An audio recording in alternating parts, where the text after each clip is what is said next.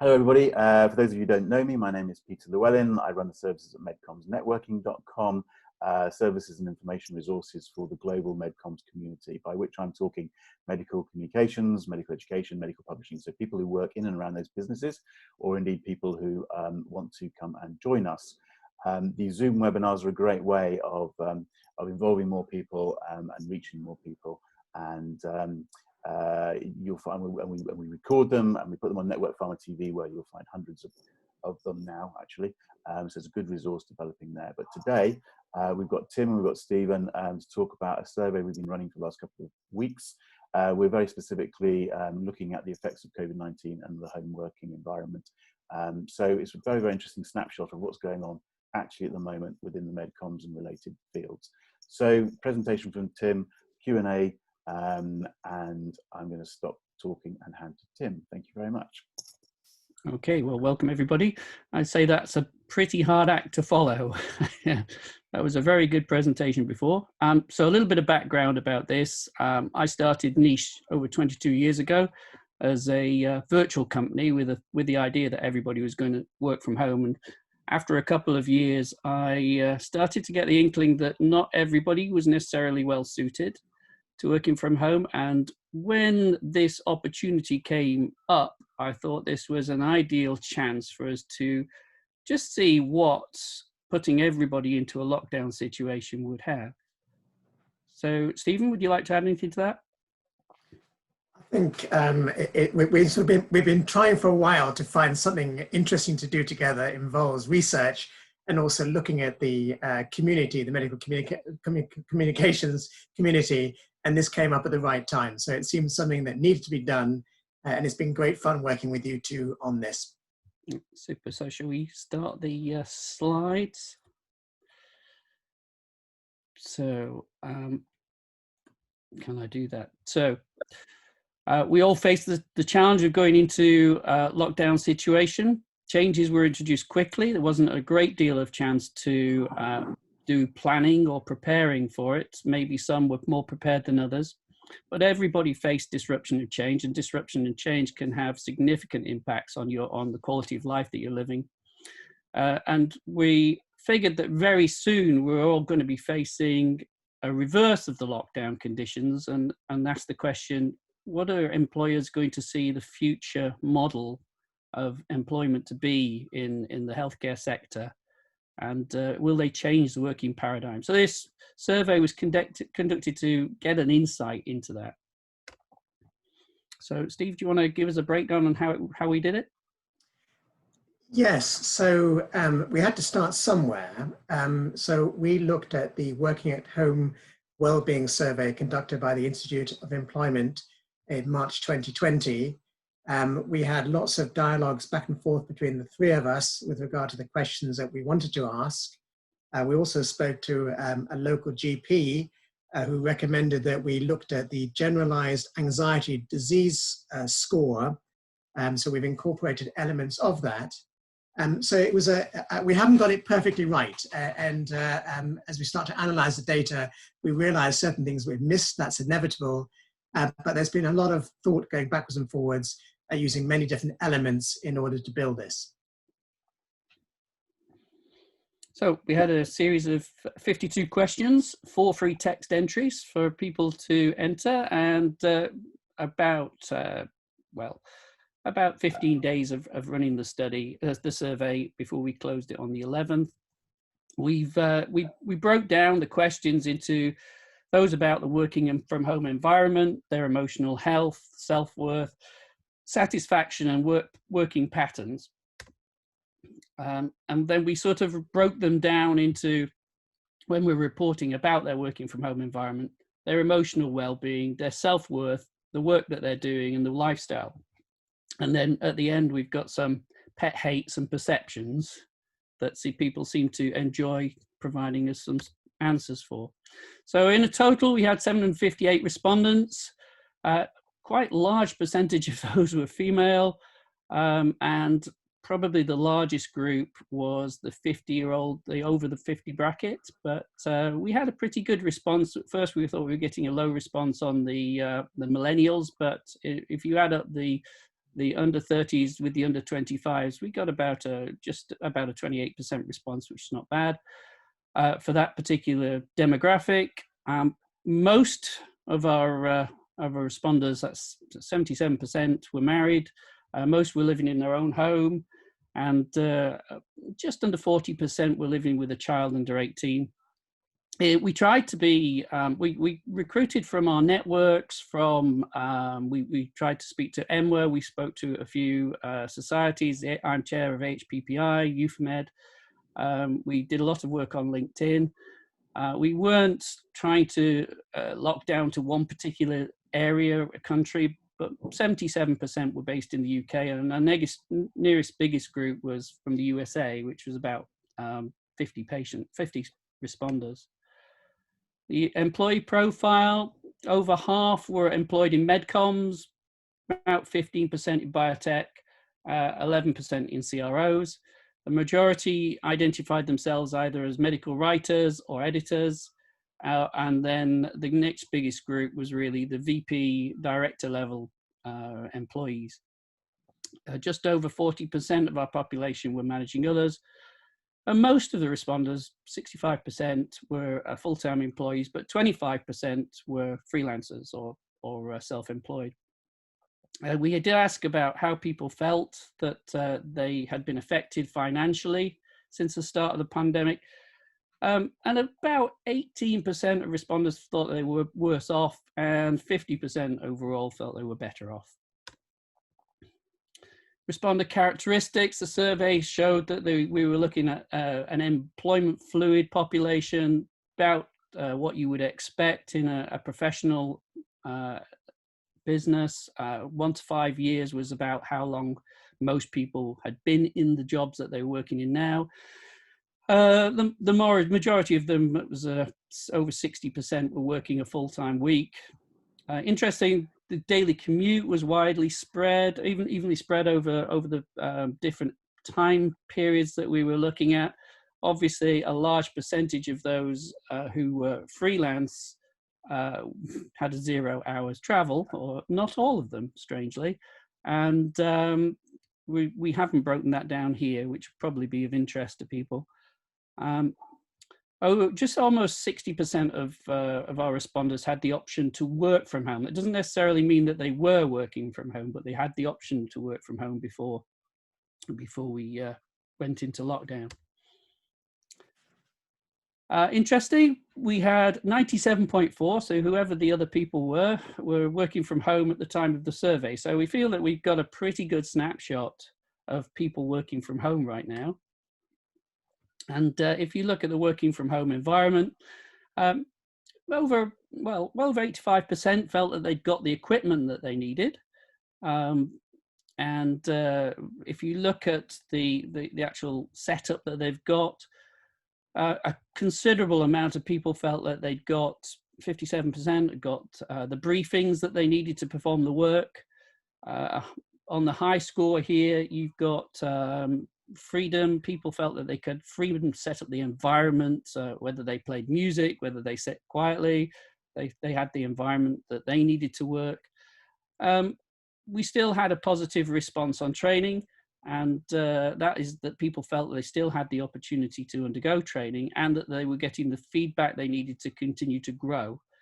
Just point out here that in terms of the questions that we asked, they were asked in a way randomly allocated to whether they were negatively or positively biased. And what we've done in converting the data back, we've provided them as all positive answers. So all the shifts, the high scores should be in the same direction. So in training there, where we asked the question, are you getting enough training, was put instead of what opportunities have you got? So the questions were posed that way and it was randomly allocated.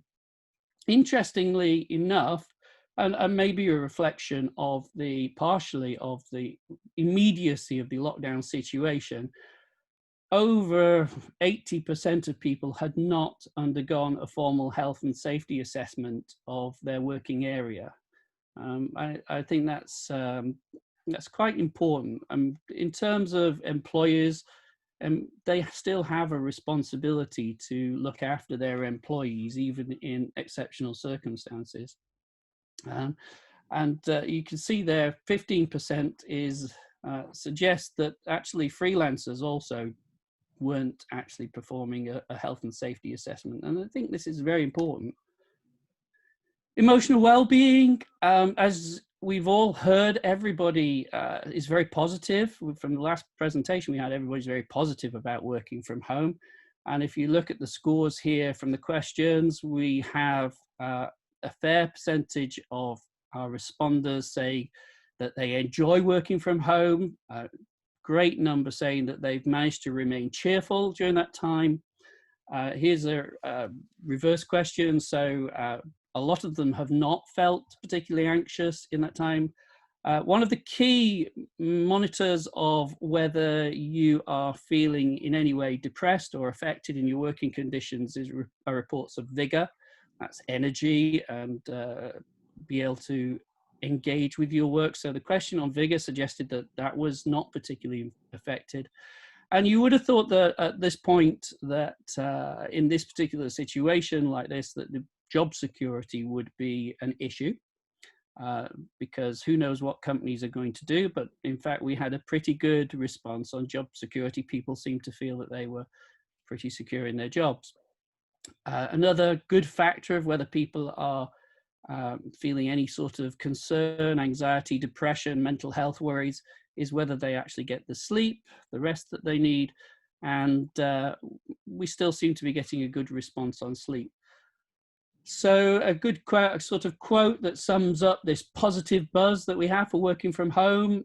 You know, we've got this quote up at the top: more time from home, no travel, have my lunch at home, good work-life balance. Very typical of the responses that we had from our population.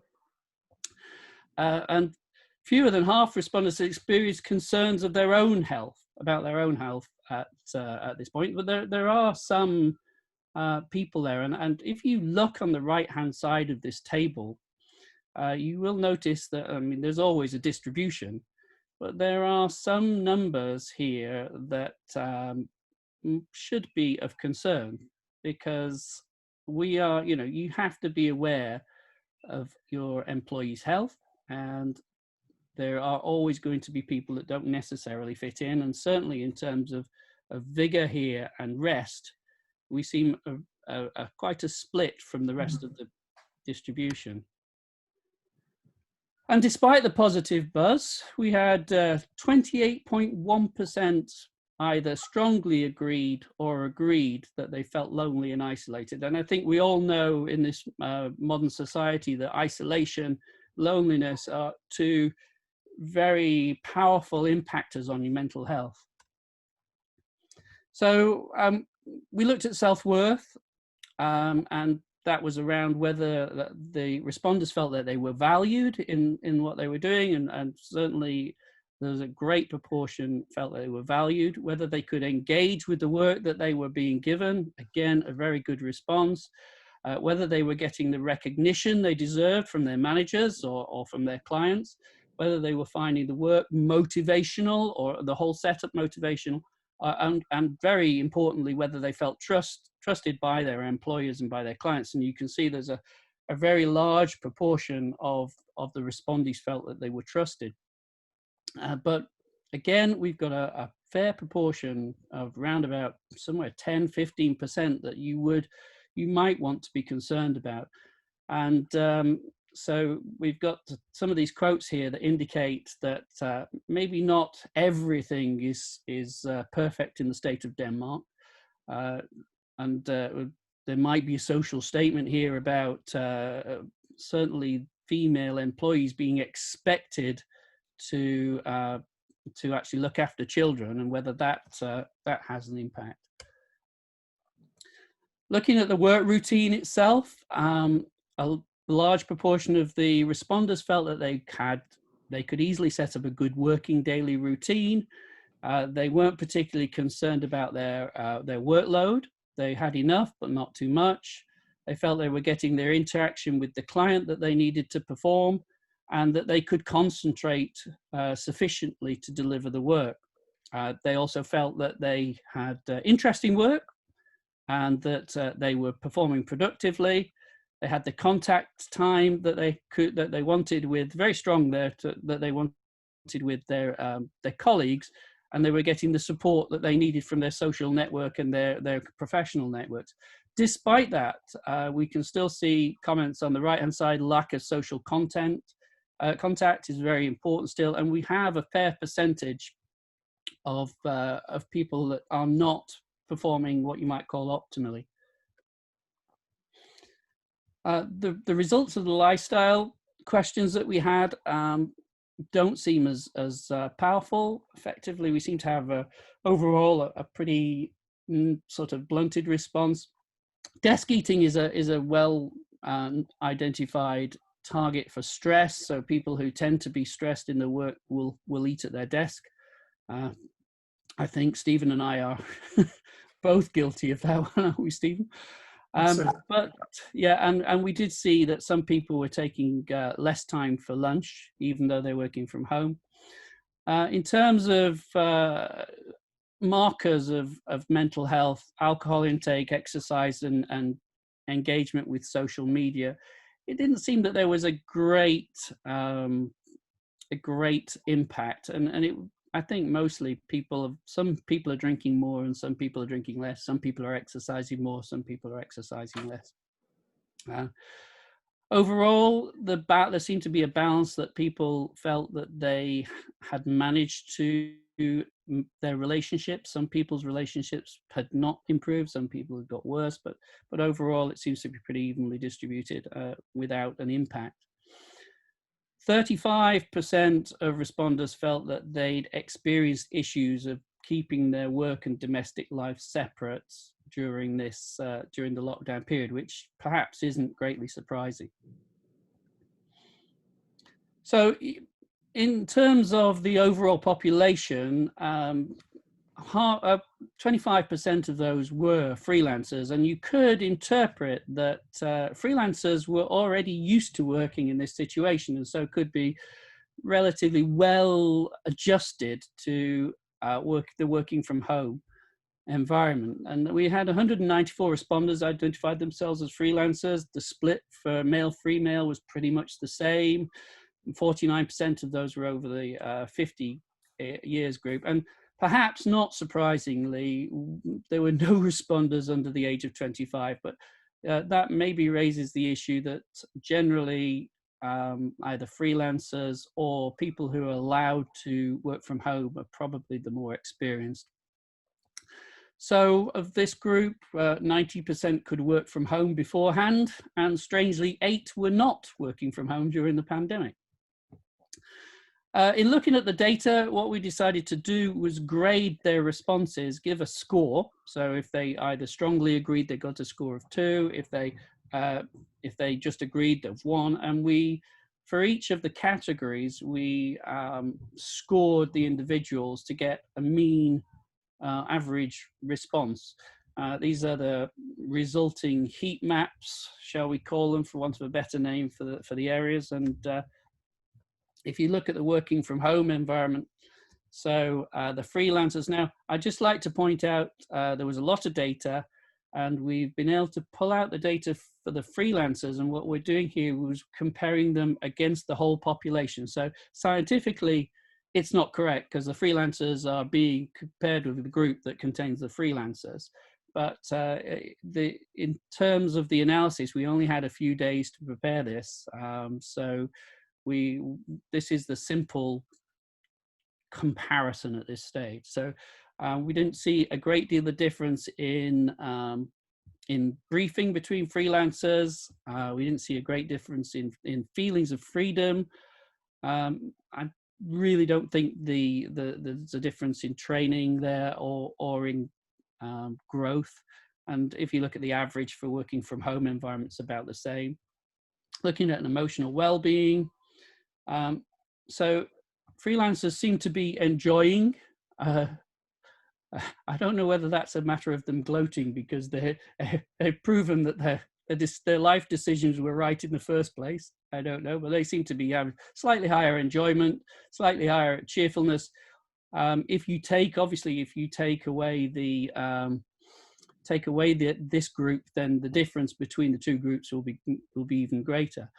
Interestingly, anxiety was up in the freelancers, and that might be a reflection of Peter's observation earlier that they have faced maybe a few challenges in terms of staying busy.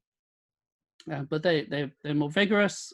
They don't seem to be having too many concerns about their job security.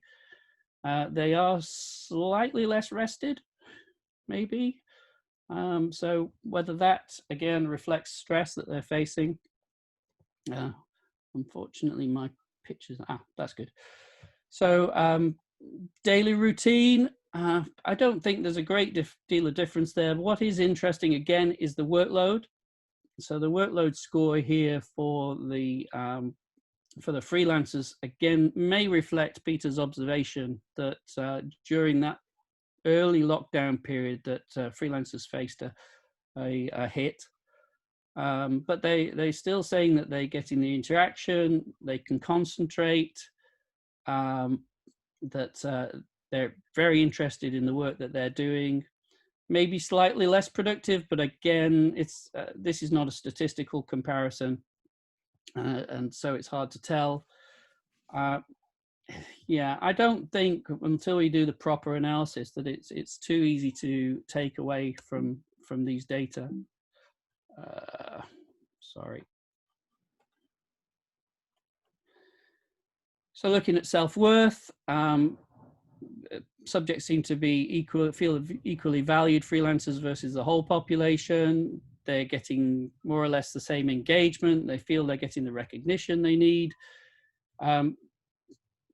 Motivational, is that a difference? I'm not quite too sure, but again, they must be freelancers at this stage must be very pleased with the model that that everybody else is now having to follow. And trust seems about the same. Lifestyle, I don't think there's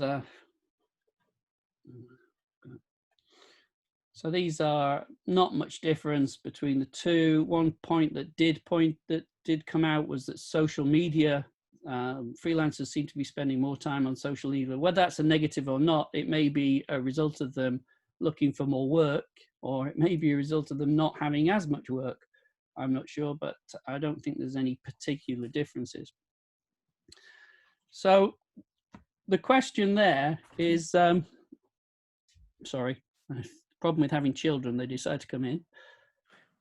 Does that have any difference for freelancers who are experienced at working from home? Do they feel less isolated? And actually, if you look at the figures, it seems that freelancers who may have been experienced for 5-10 years of working on their own also have feelings of loneliness and isolation. And I think that's an important factor to consider when you're thinking about mental health. So just coming to the end of the questionnaire, we were very lucky to have good responses from our people. Which aspects are working from home? It's very simple.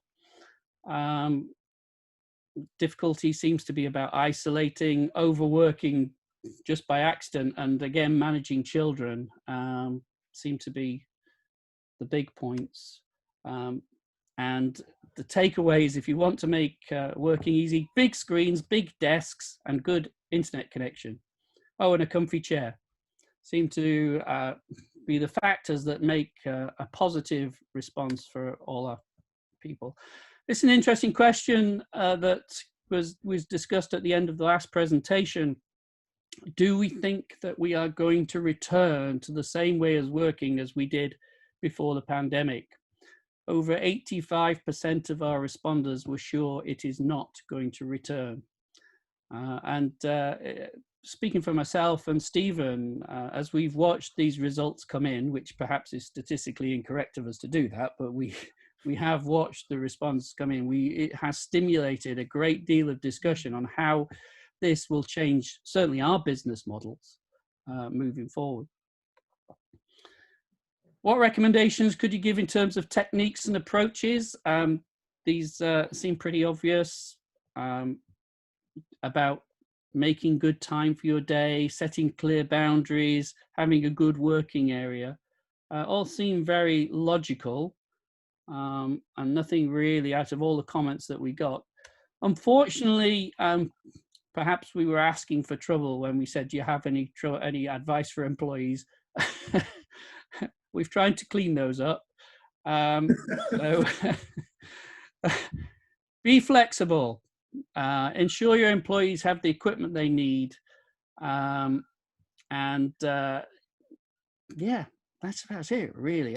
It seems no-brainer answers, and I'm sure that everybody has responded. All the employees must be responding in that way. So if we've got the time, I would like to take you back to our Lonely and Isolated, not for a dating app, but just to see if there was any symptoms, signs, signals that could say why are these people feeling lonely and isolated. So we did much the same as we did for the freelancers. 213, which is quite a significant number, had indicated that in some way that they weren't feeling loved, perhaps not the right word, but again, similar split. So there was no obvious indication there. Over 54% of responders didn't have the option to work before the pandemic, which could be indicative. We use the same scoring method. The working from home environment, perhaps one of the key points to come out here is the feeling that they weren't getting the opportunities to train. So maybe again, this is a comparison of the isolated population against the whole population. So if you actually extracted the isolated out of that population, these differences might be greater still. Well, they probably would be greater still. And again, there's an issue, I think, about growth there that needs to be looked at. We do have a comment here about a signal here about vigor, and that has, you've got to ask yourself about issues of mental health. And obviously, as you wouldn't be, these people probably have concerns about job security, which would be fair enough. We do have on the work front issues of concentration, and those could very well reflect, when we've pulled this data out and looked closer at it, it could well reflect those that also have childcare issues at the same time. And there is an issue of interest, but that could as well be a reflection of the mental state that they're in, these people who are responding this way. So self-worth, again, or in all, the isolated obviously have issues of self-worth. There's no way that we could separate out that it's because they're not motivated or they're feeling not motivated because they're feeling isolated, but there are concerns there. And if you look at the lifestyle issues, it could well be that relationships and actually establishing a good work-life balance could be the issue that comes through. So that's a very quick summary of the data that we've got. It's not a thorough or scientific analysis of the data, because we were very eager to take part in today's meeting rather than put it off. And also we haven't actually made any conclusions, because we were interested to see how the audience today responded, whether they could give us any ideas. I think Peter and I have some thoughts on moving forward. If you were to ask me what I will be doing with the business and my business, I've already had discussions with my departmental heads on how we're going to be looking to move forward. And certainly in the short term, we do not intend to return to work. Return to the office. There's no point in us doing that. We seem to be managing okay in terms of keeping our team motivated and employed. So I don't see why there should be any risk in bringing people back where there's a chance that their health could be affected. We are keeping a very close look to make sure that people maintain engagement, concentration, productivity, and positive mental state. And we are thinking of developing not a black and white model moving forward, but more a hybrid model for allowing people to work from home. This discussion of flexibility, as it were, is perhaps a little too undefined for me as an old man, maybe. But yeah, Stephen, how do you feel? I think you've covered it all pretty much, really. I mean, one issue, of course, is that we're doing a snapshot right now. The pandemic has forced us all to be at home for a number of weeks. We don't know what these various people are like beforehand. It might be that they're miserable now and they would have been miserable sort of had we spoken to them 4 months ago. So we don't actually know that. But I think it gives an interesting snapshot. You know, it is concerning that probably a third to a quarter are having problems, and you know, whether it's just them, whether it's a management thing, because you know, if one of your staff is not doing so well, it's partly your own fault. So we have to look at how we can, you know, best reach out to these people and support them in some way. Perhaps we just need to, you know, simply tell them well done every day or whatever. I don't know. It's going to be different processes for us to moving forward. It's not only going to just be, you know, do we keep an office open or not? That's something I'm reflecting on at the moment. Do we need an office in London? Do we need an office in Berlin? You know, do we have to have an office? Could it be that we simply, I don't know, use a desk space at the Institute of Directors or something and meet up there once a week or whatever? There are lots of practical things like that, but also how do we nurture and help these people who are, you know, who are struggling in some way? Many things we haven't been able to, you know, like always, these things bring out more questions, don't they? So, for example, the finances, you know, why are some better off? Is it because they haven't doing, you know, there's not so much to spend their money on, they're not doing their traveling? Why are some of them, you know, worse off? You know, has it because they have, you know, had a salary reduction, or what's going on there? So many questions, but I think it's happening at a very important time, Tim. You know, all of us now thinking, how should we move our businesses forward? And I hope this can contribute to the debate. Just on information, we have reached out to MY and AMWA. AMWA have done a survey themselves in the States, and it might be that, you know, we could do a compare and contrast exercise going forward. But you know, it's been great being part of this, but it does raise lots of questions. I wish we could go back now and ask a few more questions, like, you know, minority groups and finances and all these kind of things. So, yeah, Tim, I think you've covered it all. Can I just butt in? And thank you guys, and thanks Tim particularly for the presentation. For those of you listening and watching this, we are very keen to hear any comments or questions from you. So just a reminder, at the bottom of your screen, you have a chat button and a Q&A button. Just text in those comments and questions. We'd love to hear from you. And you know, it's worth maybe just reiterating what Stephen was touching on there. I know there are agencies out there doing in-house surveys and stuff, but this is valuable because it's independent. It's across the community, and hopefully, although you know there's criticism of any online survey, but we've got some interesting ideas and discussion points in there which will feed in hopefully to people's own discussions and thoughts about how working practice is going to change. And I think we need to, you know, just a couple of things to pick up on from my point of view, and I don't know how far you want to take this, either of you, but you know, the health and safety question for me just is one of the ones that stands out. And it's, you know, if we're going to go from a model where people come into an office and are given a benefit of working from home, I would argue maybe employers should have been checking that anyway. But if you're now going to turn to a model where you're expecting more people to work at home, there's going to have to be some effort going into supporting them, to checking workstation. And there's a whole load of stuff that falls out of that. You know, it's not just as simple as what the desk is like. But have you, you know, just run with that for a little bit, both of you, because you run companies like that. Yeah, that's my supporting your staff. Yeah. Yeah, sorry, Peter. That is my has been my bugbear from day one. That when I first started having concerns about the working from home model, that it is not black and white.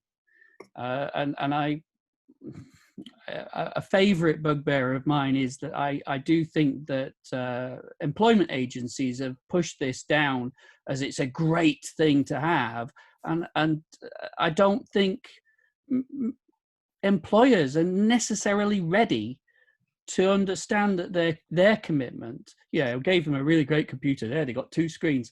But there needs to be an honest discussion between both the employer and the employee in terms of where they're working. Because, you know, I know that certain members of my team have told me that they're working in great setups, and through video calls during the last few weeks, I know that that isn't necessarily true. And it may seem as though that's not an issue. In a short period lockdown like this, people will be reversing. They will be going back to work. Maybe it's not an issue, but I think it is. I think it's a great responsibility that an employer has to ensure that their employees are well cared for in every way that they have the responsibility when they're on their site. But that requires an honest conversation on both sides. And I do think also that needs a certain amount of relationship building before, yeah, you can work from home. That's fine. It's not. It just doesn't work that way. And that begs the question in terms of, you know, how are people going to start? You know, do they have to come into, you know, are the new people going to start in an office to get a sense of culture and relationship and stuff before they go home? And that may not be possible, or there may be a drive against that because people are going to start at home. Stephen, what's your view on that sort of aspect? I think it's I've yet to kind of make up my mind. I mean, I've had experience of people working from home before the crisis, and they've taken me for a total ride. And you know, later on you realise that they've done crap work. And then, for example, you mentioned about a computer. I drove to see a colleague in Germany, a day's drive of 1,000 kilometers to find that he hasn't even opened the box of his new super duper £1,000 computer. So people do take you for a ride. But usually after a while, you realize that you can trust people and that most people are there to do a good job. So I'll just picking up on one thing. So one of the comments was, should we be paid more? I don't know about that. Tim, are you going to be paying your staff more? Are we going to be able to charge our clients less because it's now less expensive to run a ship? I don't know. Any thoughts on that? I can tell you that people will always ask to be paid more and clients will always ask to pay less. There is one of life's great certainties. We have a niche, we have a model. I'm paid a wage, everybody's paid a wage. At the end of the year, we look at our productivity, profits, 1/3 of the profit goes to pay rises, 1/3 of the profit goes to bonuses, and 1/3 of the profit goes to promoting the company for the next year. That works well for us. It's open. It's you can go and check those figures if you want to. Because for me, I do this work because I love doing this work. I'm not an industrialist. I'm not going to be a millionaire ever. So but everybody has their own thing. Agencies, big agencies, it's a whole different ball game. I have no idea how they run that. Again, the purpose of something like this is to raise the questions and get people thinking, because as you say, the models are very different in different places. But you know, somebody working at home now doesn't have to commute into London every day. They tend not to think about that. What they think about, but there's a big potential cost saving for them personally. What they think about is the fact they're now spending their money on their electricity, or they're now having to eat their own snacks rather than your snacks, things like that. There are allowances you can give people, certainly in the UK, and some tax relief and so on. And those sorts of discussions, what you're saying is there's got to be that discussion between the employee and the employer. But there are things that fall out of this. And I think one of the things I'm very keen on as a result of this is that we are encouraging those discussions, which might not happen. Yeah, we did analysis of this in I think it was 2005 when we were considering moving over, what the disadvantages were, and whether we needed to rearrange with bringing people into the office the pay structure. And we found that there was a significant benefit from working from home for both the employer and the employee. So again, it's a trade-off. What has changed significantly in the London area in that time has been that the price of travel has increased massively. And so off the top of my head, the benefit for the employee is probably going to be slightly bigger than it was, but then the price of rent has increased massively for offices. I'm just the equation again. Yeah. I'm just looking at the comment from Hazel about working with sort of young children at home, and I spoke to one of the writers recently, and children running around all over the place, impossible to do any work whatsoever for this particular lady. So I think it does require a lot of an understanding partner. It does understand you do have to have children in childcare or something to keep them amused. I think that must be a big distraction for some people. Possibly some of our writers are a little bit older, or some of the respondents are a little bit older, so maybe that's not an issue. But I think if you have young children, it is very, very difficult, really. And what we need to do is, again, bear in mind the context of this. So what I think is very interesting about some of this survey is that it gives you a window on where we might be going. And where we might be going is a lot more home working or work from anywhere, which is a slightly different concept. But let's keep it as a working from home in the context of what we're doing. And if things normalize or relatively normalize and kids go back to school and things like that, there's partly the problem with this survey is we're asking people in the middle of quite a lot of chaotic sort of activity.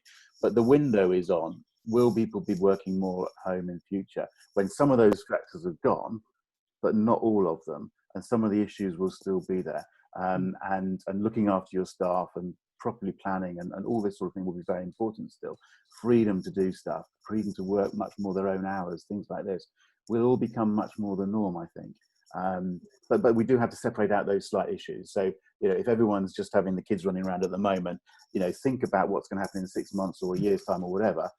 Okay, maybe the kids aren't here, but we've got a view on how things might work differently. And there's a couple of things that have been put in fairly strong terms to me over the last couple of weeks. And I don't run a business. Certainly, it's a long time since I run any sort of business. That was only a small business. So this is where I'm interested in your views and the views of the audience. So the first thing, which has come up in several of the questions actually, and again, let's just face up to that one. The profile of the respondents was biased towards the older group. A couple of questions coming in, and I've certainly been asked about this, and told I don't understand, because the younger guys in their 20s or whatever, are maybe having a very different view on life and wanting to get back to an office because they're currently in shared accommodation, or they're back with their mum and dad, or they're in they're on their own in some beds or something like that. And for younger, less experienced people, going to the office is hugely important. And the other thing that sort of falls out of that is culture is hugely important within organizations.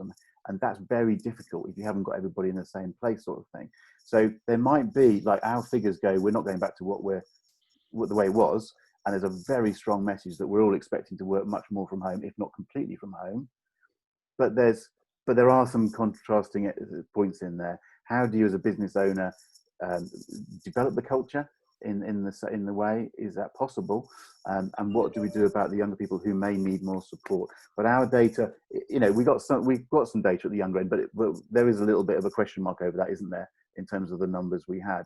So can you talk, as company owners, business owners, as managers of lots of people, can you talk a little bit to those specific points?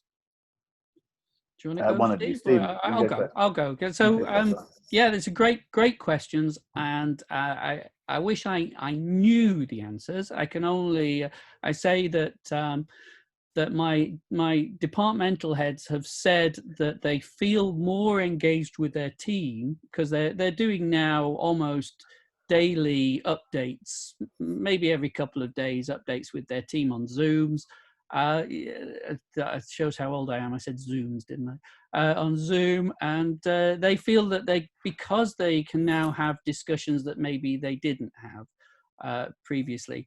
I do feel, I have always felt that it's very important to establish culture in a company. And moving forward, we will not be getting rid of our office. We will be keeping our office.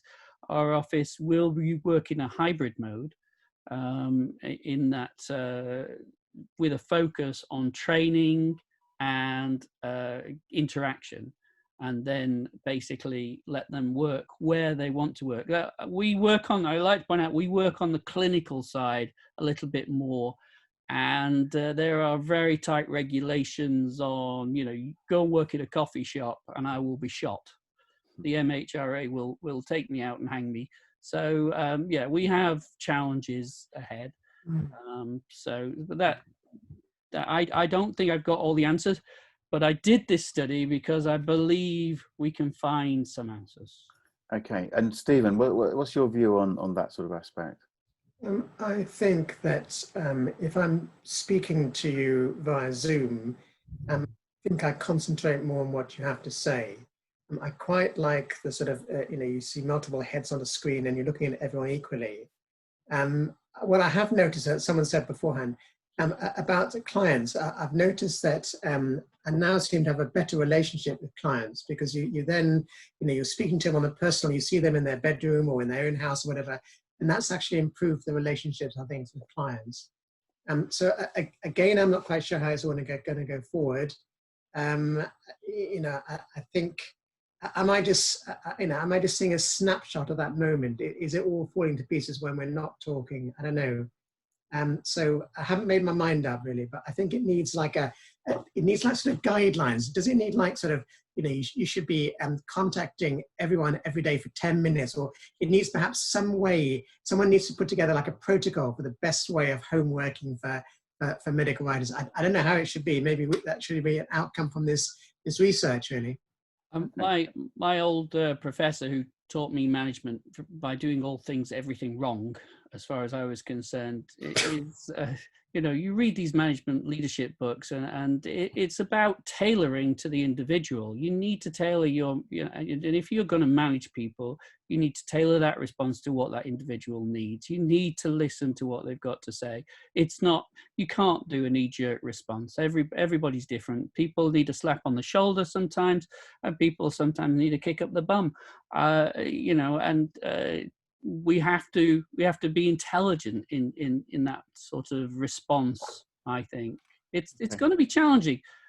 But I would say we have, if you took a snapshot of our responders, our 700 plus responders, bloody intelligent group of people, and 85% of them say, we ain't going back. If we do not listen to that, we will pay. Okay, and on that note, I'm going to stop the recording because I think that's a great, I mean, I'm completely of the view that things have to change, but there's a lot of questions that we've raised there, or at least I hope we've raised a lot of questions and thoughts. For the purpose of the video recording, I'd like to say huge thanks to both Tim and Steve for coming and joining us today and sharing the data. We know it's a snapshot, we know it's a summary data, we know there's more work to be done. I know both Tim and Steve are very happy to hear from you. Anybody listening on LinkedIn, if you want more information about what's happening to the data, do get in touch. I think I want to believe we've started some discussions with this, and I can't believe we haven't. So for the purposes of today and the video, thank you very much, guys. I'm going to stop it now with, if you can just give us a wave, we'll stop it, and those of you listening to us will carry on talking. But thank you very much.